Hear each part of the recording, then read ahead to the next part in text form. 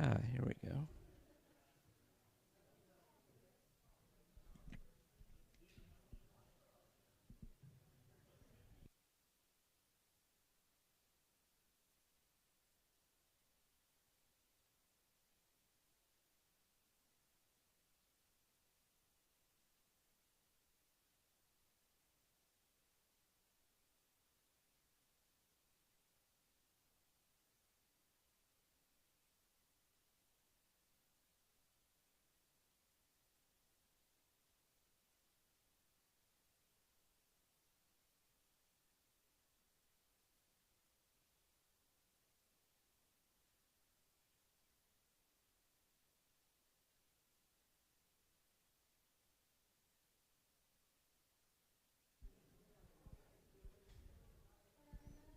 Testing.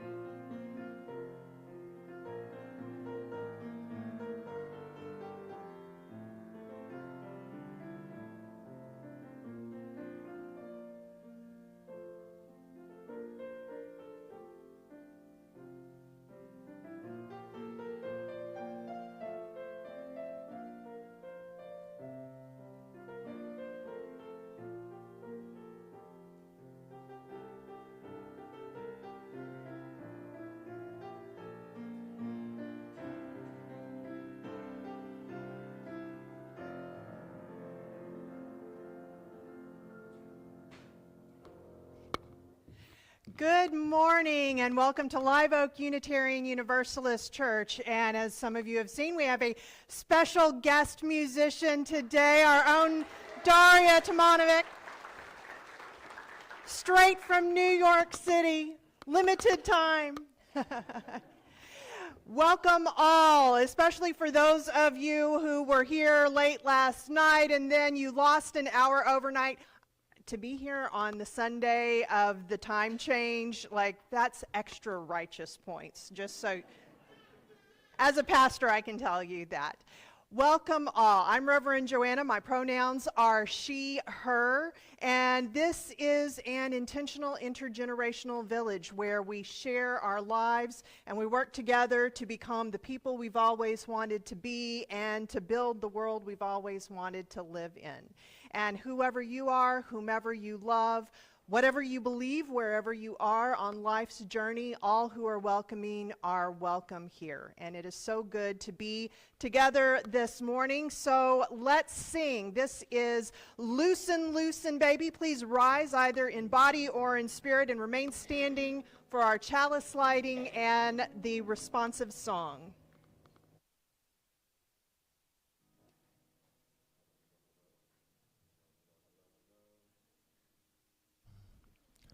Hello. Okay. We'll kind of review the song together. If you know this song, please sing out. You'll see two parts. One part will repeat. The second part we will repeat a lot. And then we'll do both of them together. You're welcome to choose which part you want to repeat when we do them together, but just sing strongly. Okay. You already help. This is the first one. Loosen, loosen, baby. You don't have to carry the weight of the world in your muscles and bones. Let go, let go, let go. Here's the second part. Holy breath and holy name. Will you ease this pain? And that repeats. Holy breath. And if you want to sing the beginning, you can. You lead name. Let's go back to the first one. Will you back a slide, please? Will you ease this all together? And loosen, loosen, baby. You don't have to carry the weight of the world in your muscles and bones. Let go, let go, let go. Loosen, loosen, baby.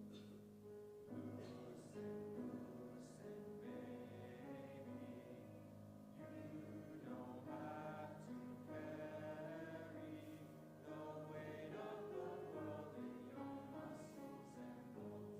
Let go, let go. Next slide. Holy breath and holy name.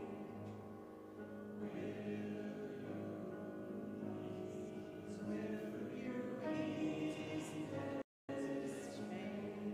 One more time. Holy breath and holy name.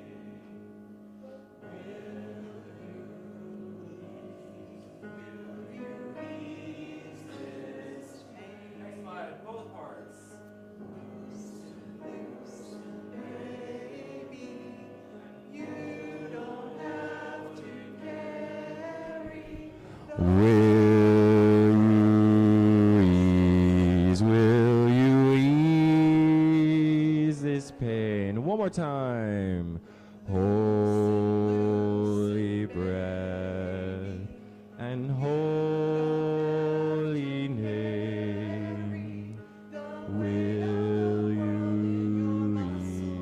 Will you ease this pain? Thank you all.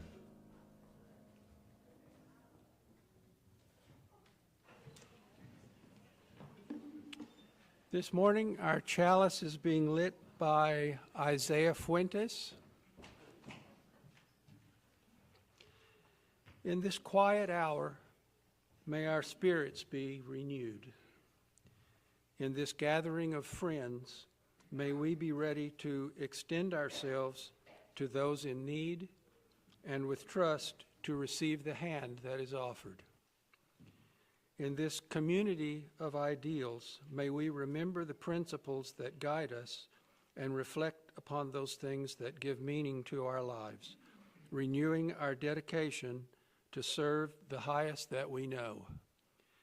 In this time of worship, may our minds be open to new truth and our hearts be receptive to love as we give thanks for this life we are blessed to share. Please join me in our song response. Break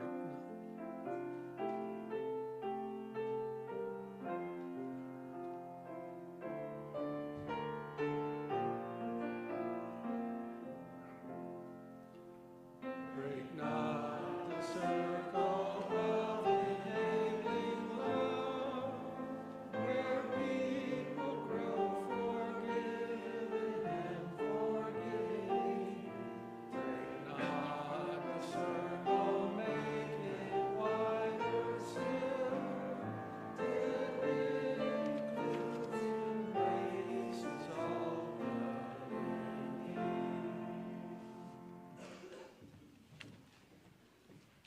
Hello, and welcome to this House of Hope. My name is Mark Anderson, and I use he, him pronouns. I love this church because you have given me the blessing of a community which supports my individual spiritual journey.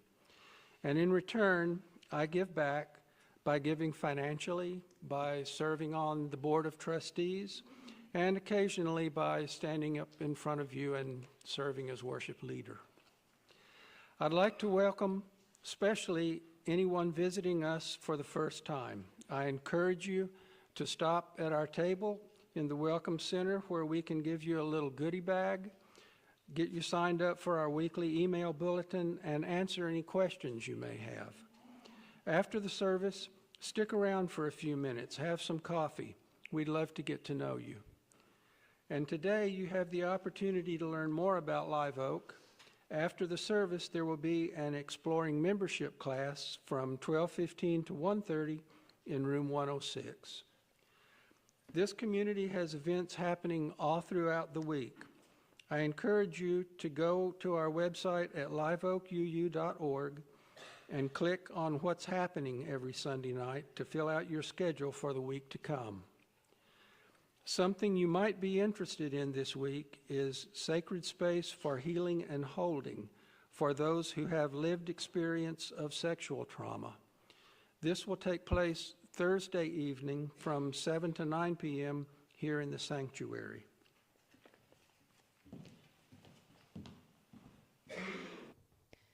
Today is a special day in the life of our congregation.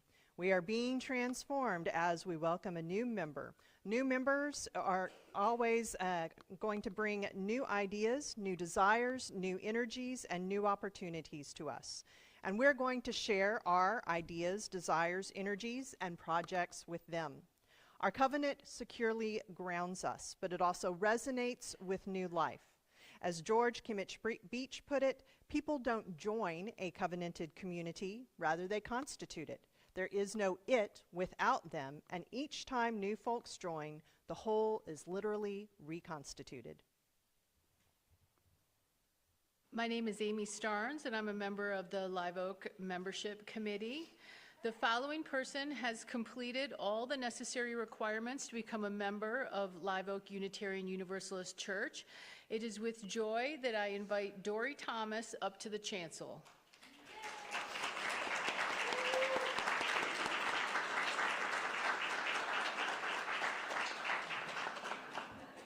Today, the identity of all of our members, old and new, is changing. This congregation gets a new identity because you change us. We are now your church. And you change because you now add a member of Live Oak to who you are. Simply put, with these promises that we make to each other, you become ours and we become yours. Will the members of the congregation please stand either in body or in spirit and join me in our words of commitment? We, the members of Live Oak Unitarian Universalist Church, welcome you into membership. We promise to walk along with you in your spiritual journey, to work together with you to strengthen the liberal religious community, and to make our vision for a just and peaceful world come alive. And will our new member please say your words? I pledge with my hands and heart to contribute to the common good of this liberal religious community and to join in the spirit of love and reason and freedom that we find here. I join you in the mission to embrace joy and rich connections, encourage growth, and empower dreams. So you may be seated. Let us welcome you stay just a minute. Let us welcome our new member, our very courageous new member, into our fold. Let us give her the best of our tradition, who we have been and who we are today. But let us also open ourselves up to the ways in which she is going to teach and transform us and share in the construction of the community that together we are becoming. Neither churches nor members are perfect. If you hang around here long enough, one of two things, and possibly both, may happen to you. Eventually, the church may disappoint you, or you may disappoint the church. A time may come when we fail to act or respond to something that you are sure that we should have. A time may come when you can't do something that the church asks of you. And it's not that what happened isn't important, it is, but what is most important is what happens next. As long as we live in covenanted community, seeking right relationship, our commitment to each other will be strengthened, and we will grow as individuals and as a community. Dory received a gift bag. Inside your gift bag, you will find a small chalice at Live Oak. At Live Oak, it is important that what happens here does not stay here. We hope that you will find ways to keep the chalice burning in your home and in your heart. After the service, we will have a formal book signing. Gather with us in the fellowship hall for the signing.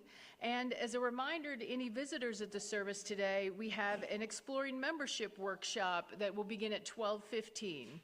For Dory, congratulations. Welcome to our family. You can return to your seat, and we will all give heartfelt applause. Oh. Yes. Bringing me into the family because you guys adopted me a long time ago, but thank you for making it legal.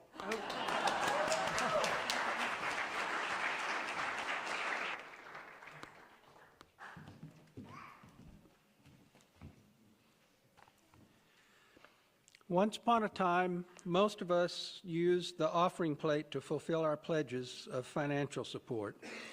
Nowadays, it's common to click on the church website or to set up automatic transfers from our checking accounts. Some still write a monthly check paying our church bill along with all the others. But passing the offering plate was never just a practical exercise. It has always been a ritual. Even if our pledge is paid up, it is worthwhile for us to bring even $1 to put into the plate as a ritual reminder of that form of love we call generosity. Let it be a reminder that after meeting our obligations to ourselves and our households and the communities to which we belong and are committed, we must still keep our capacity to give. The practice of giving, until it is second nature and first response, helps bring forth the realm of love. The offering will now be given and gratefully received.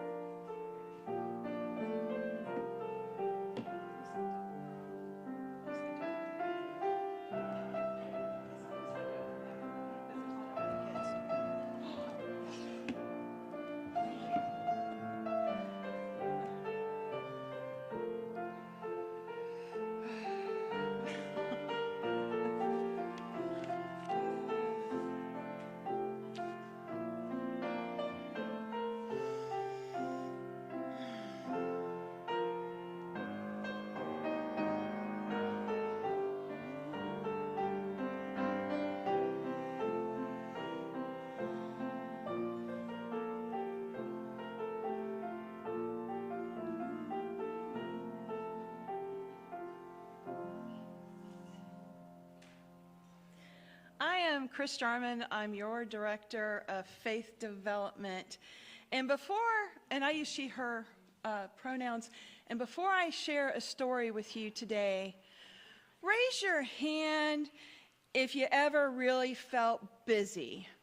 You know, school busy, work busy, life busy. Anyone, you can relate to that? Sometimes our lives move so fast that we forget something really important. Humans need rest. Many religious traditions talk about something called Sabbath, a special time set aside for rest and renewal.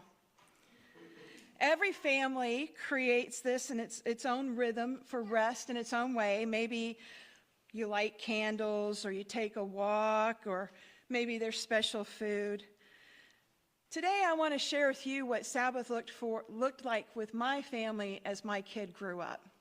I actually interviewed them. They're 29 years old, and we sat down and had a long discussion of what Sabbath was as he was growing up.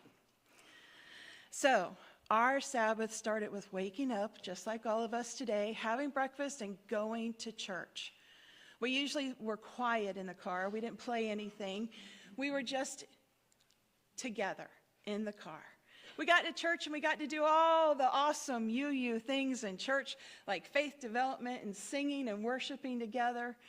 And then our day began. We drove home singing hymns. Yes, I made them sing hymns in the car. And we always stopped at, okay, I know you guys have H-E-B here, but in Florida we have Publix. That's all I'm going to say. And we'd always stop at Publix, and we'd go to the deli, and we got the same lunch every single week: chicken tenders, potato salad, cantaloupe.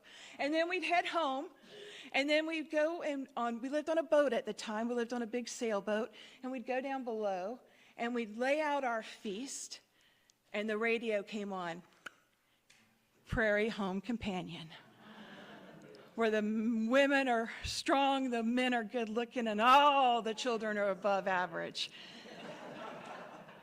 And we would listen. We would eat our lunch, and we would listen for those rare Unitarian jokes that sometimes weren't so rare. And we'd listen to that all together. And then the radio would go off, and we had quiet time. Everybody got to do whatever they wanted to do or needed to do in that time, but it was quiet. But we were all together. It's one of our fondest memories, looking back.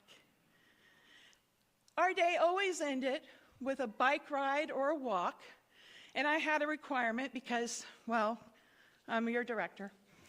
And what we would do is you could not go home until you had seen one of these things: an alligator, a manatee, an osprey, or a bald eagle. Sometimes all of them, but we never went home till we saw at least one. And then we would watch the sunset, and our Sabbath was over. We did this week after week after week, no matter where we've lived. And then my kid moved off, and you want to know what they did on Sunday afternoon?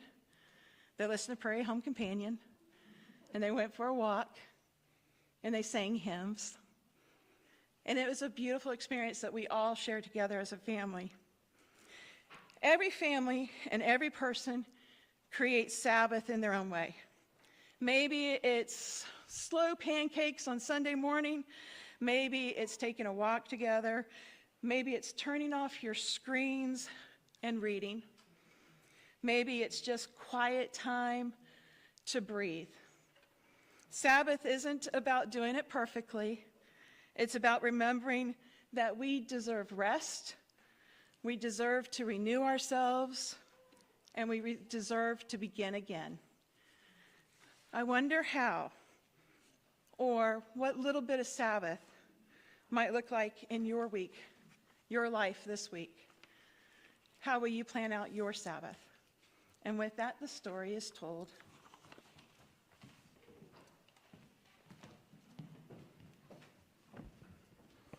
Please rise for our theme hymn.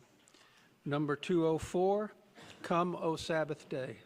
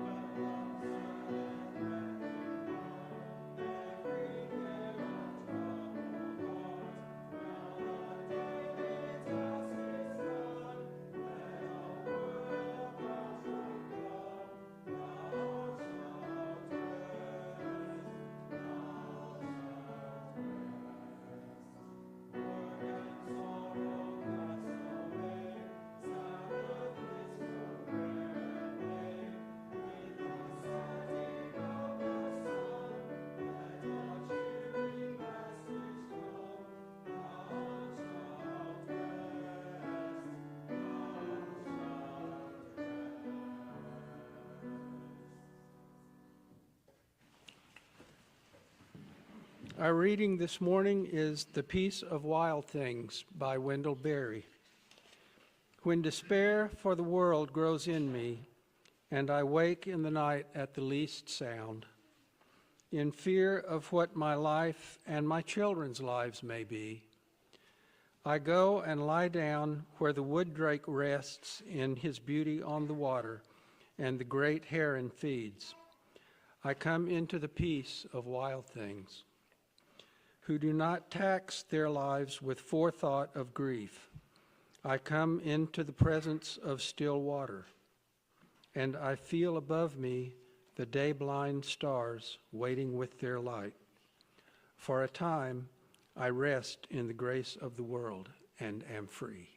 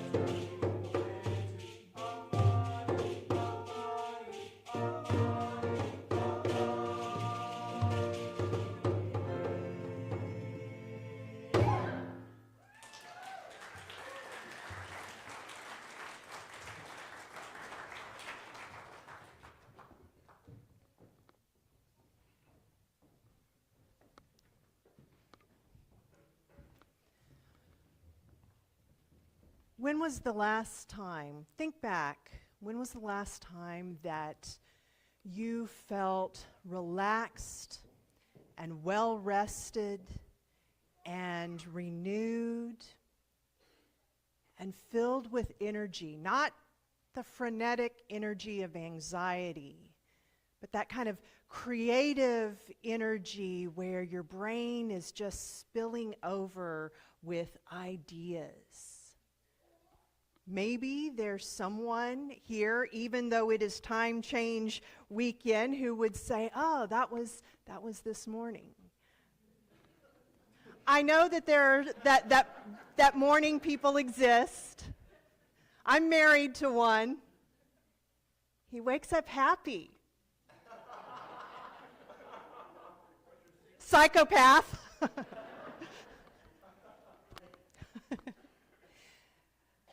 So that's one end of the spectrum. I imagine way at the other end of the spectrum, there are some of you who say, it has been so long, I can't remember. And then I imagine the rest of us are somewhere in between those two extremes. Maybe it was the last time you took a vacation or a staycation. Maybe it was over the holidays, especially, like December 28th, once you get through all of the big to-dos. What did that feel like?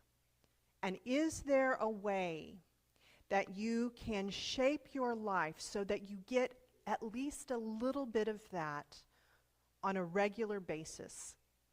And what might your life look like if you were able to figure out how to get more of that? I have a friend who is an Orthodox Jew. And so she keeps the Sabbath, Shabbat, Shabbos. She keeps it in a very strict way. And years ago, she was telling me all about it and about how, all of sort of the restrictions that go along with it. And it's some of it is kind of easy to understand of simply, okay, there is no work on Shabbat, but it can get really kind of complicated because there's things like you can't handle electricity, but you can still use electricity. It's not like, Jews all become, Amish or something, but you can't handle it. So before Shabbat begins, you walk through your home and any lights that you are going to want to have on for 24 hours, say your kitchen, you turn those on. Any that you're going to want off, like your bedroom, you turn those off. So there's little things like that. Shabbat is about having a day of rest. But rabbis will also talk about different things that we now have in modern life, and those become part of the rules too, right? Like no TV, no computers, no social media. For the Orthodox, no driving cars, no carrying anything. And so she's telling me about all this. Oh, the big one, no cooking. And so if you're going to eat the next day, you have to do all of your cooking ahead of time, and then you have it on a warming tray because, you can't even use the microwave. So she's telling me about all of this, and I was like, you do that every week? Oh my God, that has to be so exhausting. And she looked at me with just complete bewilderment, and she was like, no, this is the holiday that comes once a week. I don't know how the rest of you exist without getting this break. And she told me a little bit about what the day looked like for her and her family. It was going to religious services, but also you can read, you can take walks with your family, you can go to the playground, you can play board games, you can gather with your friends and family, people who you love, and sit around and talk. You can pray. There's all of these things that you can do that probably many of us would love to do, but we just feel like we don't have any time for it. And so that's a big part of all of the guidelines, is taking away the excuses to do these things. Now, in Judaism, there's 39 categories of the don'ts. And what they go back to is the idea that the Israelites were building, a house of worship, and that as important as that was, it was just as important to have rest. And for Jews, this idea of there is a place where you can go to commune with God, and the Sabbath is also a place, but it is a place in time. I realize that not all of us consider the concept of God one that is relevant or useful in our lives, so I will encourage you to use your own theological translator. What would it be like to have once a week a time in which you would go inward and think about what it is that you most value, to go off of being on autopilot and come back into your spiritual self? So for us, these 39 categories, and again, they can get really complicated because they're based in this idea of what was the work that the Israelites were having to do.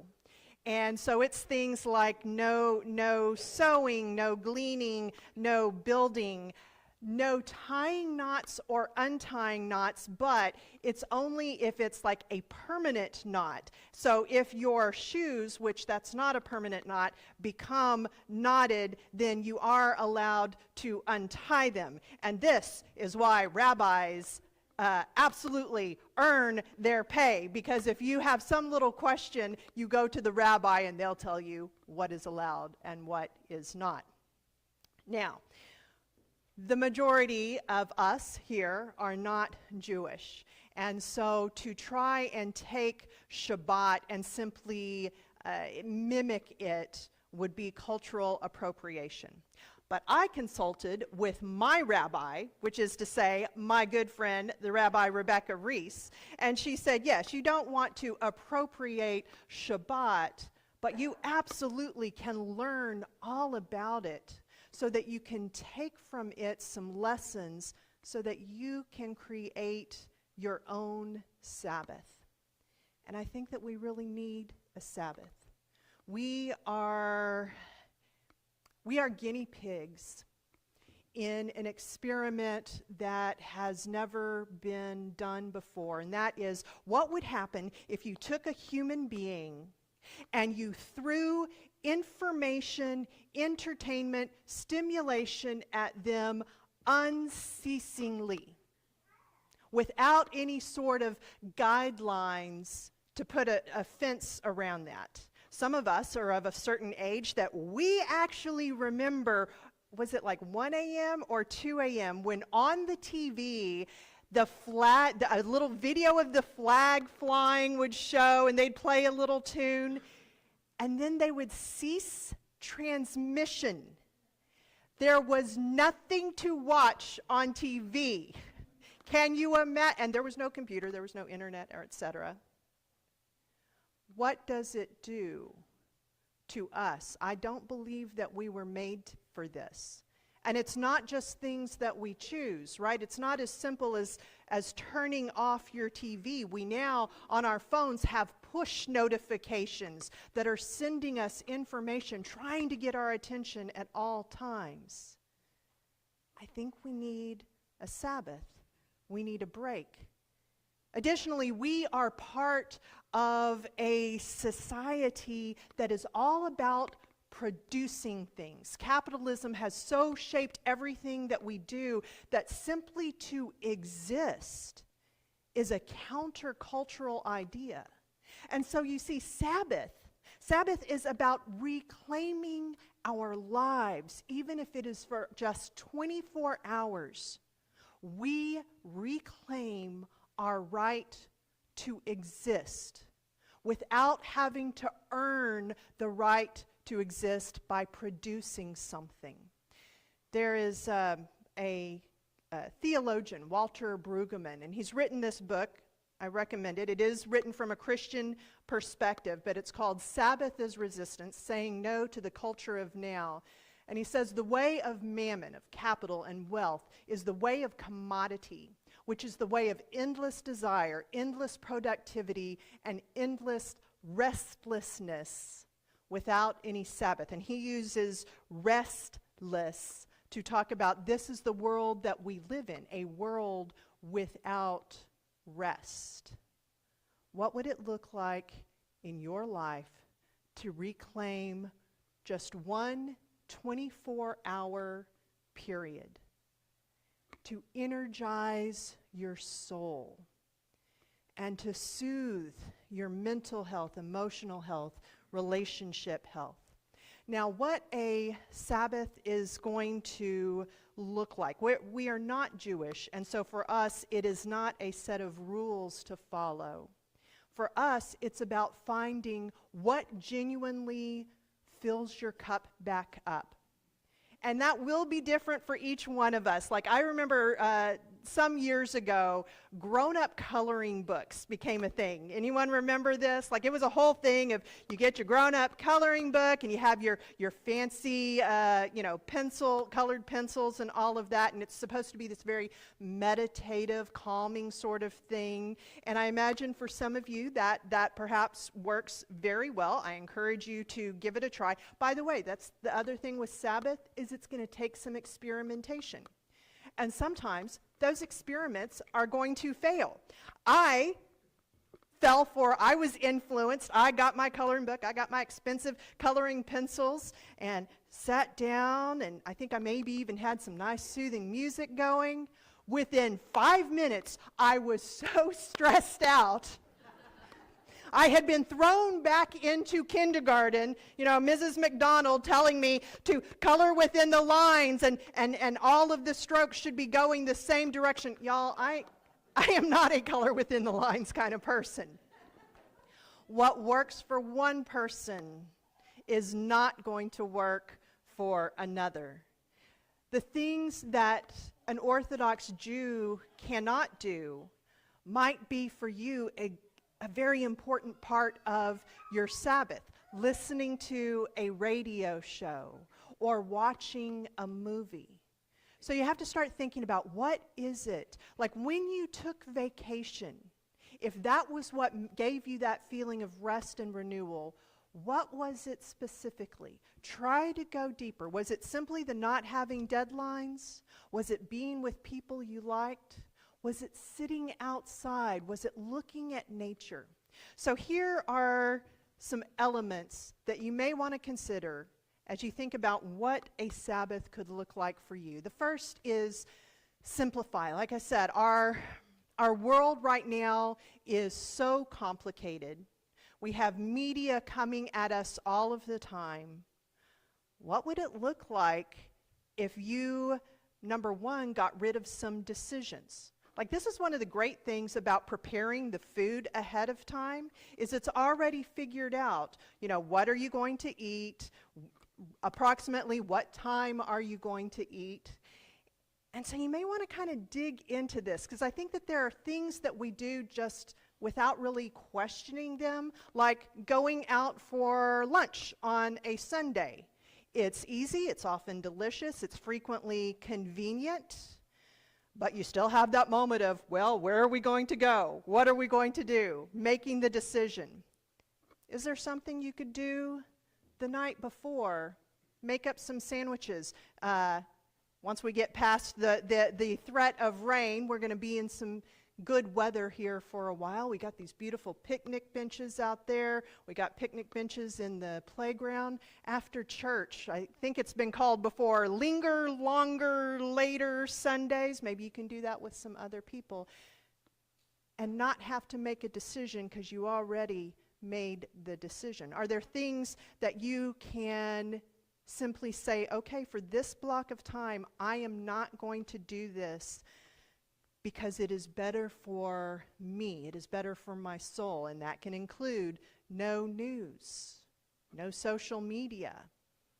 Are there things like that that we just do automatically, that if you gave yourself a break, and yes, I know the world is burning, but you can go 24 hours.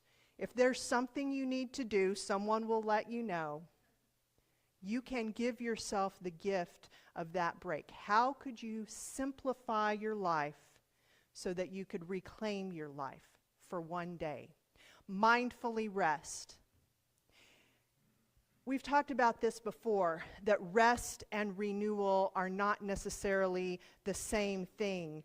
For you, taking a nap may give you some rest, but often what fills up our cup is to take a break from whatever it is that we usually do, which can mean doing something we don't usually do. If your work is one that is primarily in your mind, then to get that true feeling of rest, you may need to go do something with your body, work in a garden or exercise. And conversely, if what you are doing most of the time is with your body, then you may need to rest your body and read or study or do things like that. What is it? And again, this takes some experimenting to figure out what is it that gives you a feeling of rest.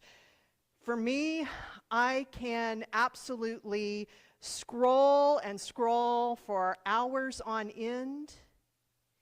It doesn't give me renewal, and that would not be a Sabbath for me. So we also got to be straight with ourselves, right? About, okay, what is it that actually feeds me? And what is it that takes away from that? Reacquaint yourself with you. So there was a minister, A. Powell Davies. He was a Unitarian minister. My dad used to listen to him on the radio like in the 1950s. It's part of why our family became Unitarians. And he wrote this essay about why he goes to church. And he says, I come to church and would, whether I was a preacher or not, because I fall below my own standards and need to be constantly brought back to them. It is not enough that I should think about the world and its problems at the level of a newspaper report or a magazine discussion. I must have my conscience sharpened until it goads me to the most thorough and responsible thinking of which I am capable. In a congregation, we share each other's spiritual needs and reinforce each other. We meet each other as friends and neighbors anywhere and everywhere, but we seldom do so in the consciousness of our soul's deepest yearnings. But in church, we do, in a way that protects us from all that is intrusive, yet leaves us knowing that we all have the same yearning, the same spiritual loneliness, the same need of assurance and faith and hope. We are not merely an audience, we are a congregation.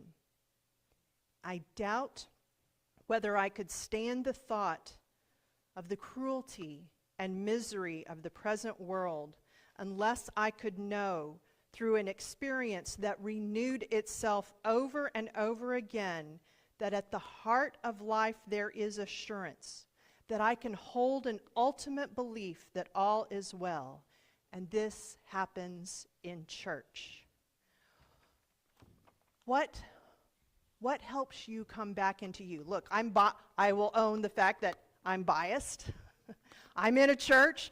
I decided to make this my life's work.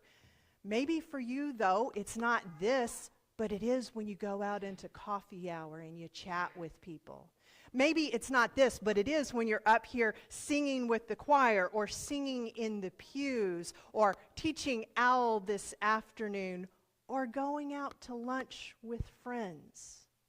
Or maybe it is when you are sitting by yourself in our resilience room upstairs and remembering, oh yeah, hey you, I remember you. And for one more week, you are brought back to your own center. And then this.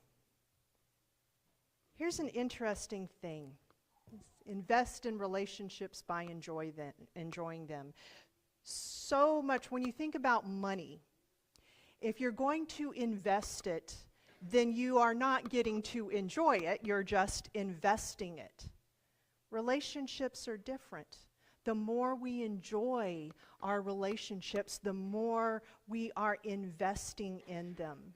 I have dear friends today who I would have been sitting over there. We were all raising our little kids together. And it's not like we ever said, okay, we are going to be lifelong friends. But all of those times of being together, all of those casual conversations and deep conversations, those of you like me who have a few years on us, right? We look up and we go, oh, I didn't realize it way back then, but we were creating memories. We were creating a chosen family. And so how can you on the Sabbath, how can the communal be a part of that? Not necessarily just with friends, but also with your family. And parents of young children, I realize that when someone is talking about, you need a Sabbath, you need some time to go inside, you're going, really? Okay. So how do you make a Sabbath at this time with family? How do you create a Sabbath, kind of like what Chris talked about, that will be a Sabbath for the entire unit? And then extrapolating out as a community. This is one thing that the rabbi pointed out to me, and that is that for Jews, Sabbath is a communal experience. They don't do Shabbat on Tuesday. They all do it at the same time. We have more flexibility with that. We can do some picking and choosing, and yet, as a community, we do, even if we haven't really articulated it, we do already have this commitment to one another. It's why we do our home teams the way that we do. We take turns. You sign up for a hospitality and membership team. That's what it's called. They're the ones that are out there making the coffee and greeting people and taking the collection. And ideally, you do it one Sunday a month, and it is your gift to the rest of the members. You are giving them a Sabbath. And then the rest of the month, there are others that take that and give you your Sabbath. So you see, we are already accustomed to doing this. And we can take that same idea of we take turns, right? We learned this in kindergarten. We take turns. We can bring that into our own family. So if you do decide that you're going to start doing the thing where Saturday evening you're going to make some sandwiches, put them in the refrigerator so that you have them for lunch the next day, it does not have to be, and should not be, the same person making the sandwiches every time, right? I will tell you, there is no gender relationship where one gender is better at doing this, nor if there is someone who just kind of, regardless of gender, always is the one to do it. We don't have to continue with those same habits because, again, Sabbath is communal.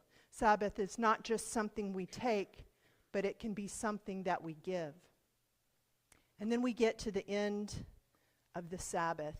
And I think that this part could be really meaningful. In Judaism, it's called the Havdalah.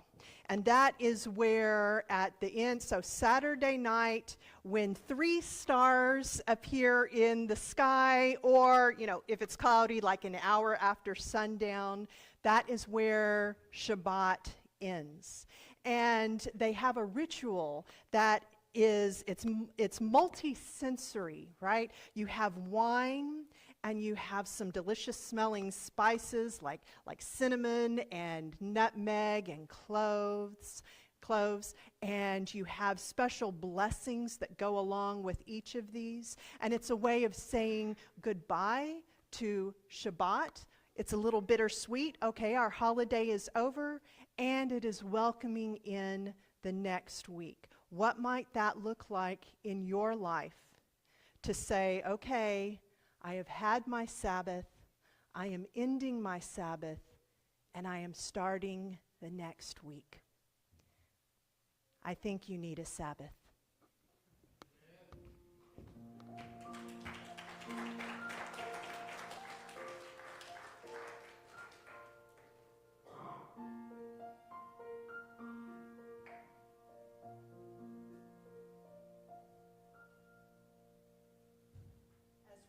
Abraham Joshua Heschel wrote, "Prayer cannot bring water to parched fields or mend a broken bridge or rebuild a ruined city, but prayer can water an arid soul, mend a broken heart, and rebuild a weakened will."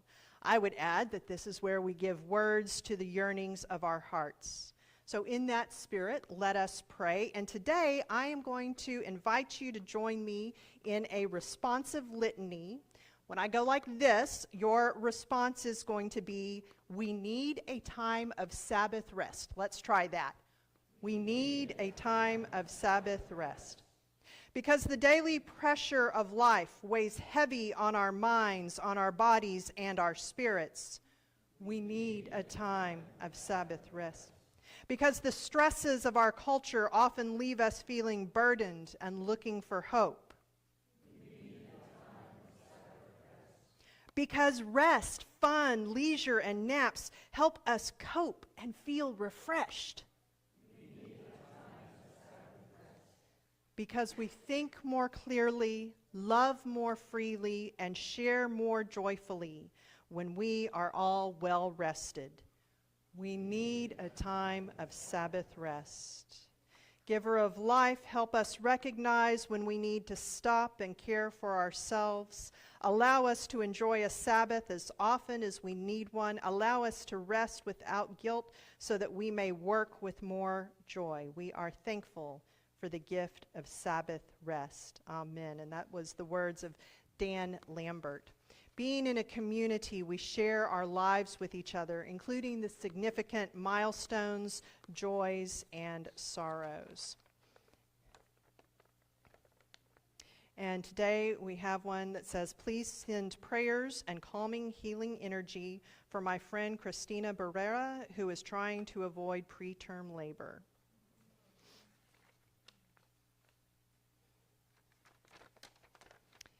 And those two go together.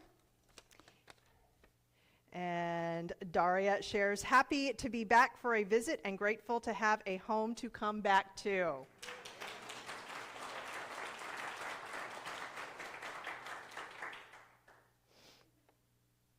Okay, and this is from Lucian. I got Joam 2016. Any guess? Okay. But it is the first level. Oh, Logan shares the sorrow of, "I think my whole family has a sore throat."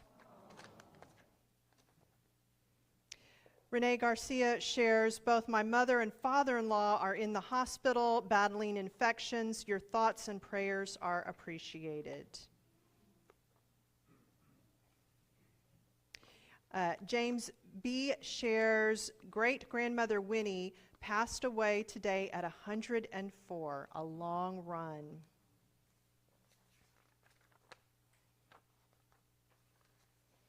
And Cassandra shares, "I got a job. I will be working at the Cranky Granny that will be opening at the Target Shopping Center on Lakeline. Sadly, this may be my last time at the church for a while." So be sure and pass on your hugs and best wishes to her. And I have two very similar joys. I will start with Sam Sweeney, who says, "Keziah and I get married in just over a week here at Live Oak, March 16th. And Keziah, who says, "In 1 week, I finally get to marry the love of my life, surrounded by family and my closest friends."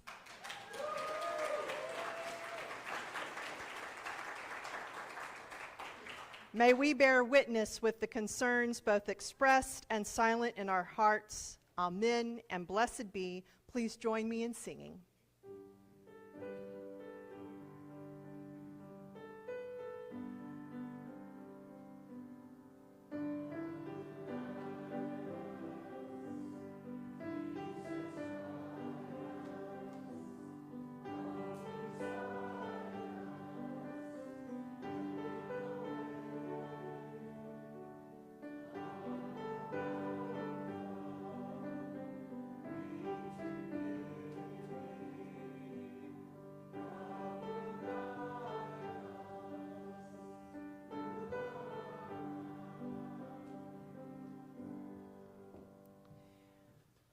life is hard, but it's a gift. I think that once a week, taking the time to remind ourselves that simply to exist, simply to be, is a gift, is something that we can treasure and reward ourselves with. May you go forward this week guided by your deepest held principles, with love guiding the way, and will you come again next week re-energized and ready to be together as a community.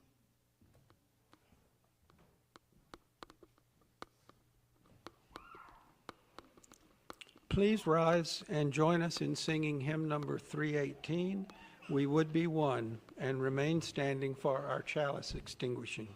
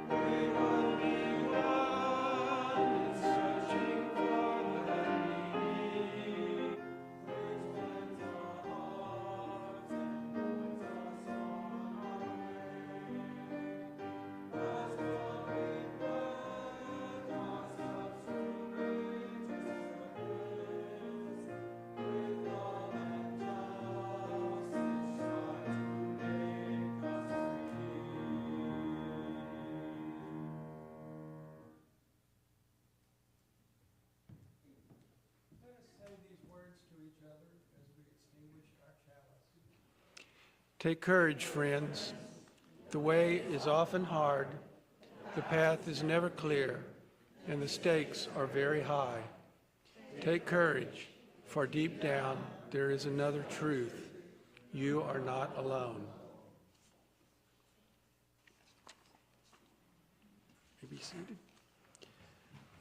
It has been a gift to be together today. Thank you for today's hospitality and membership team, who provided hospitality and worship and tech leadership. Michael C., David K., Mary D., Charles R., Rosie P., Josh E., Colleen B., Hella, Cassandra, and Betty J. Let's continue that hospitality by spending the next 5 minutes talking with someone we don't know.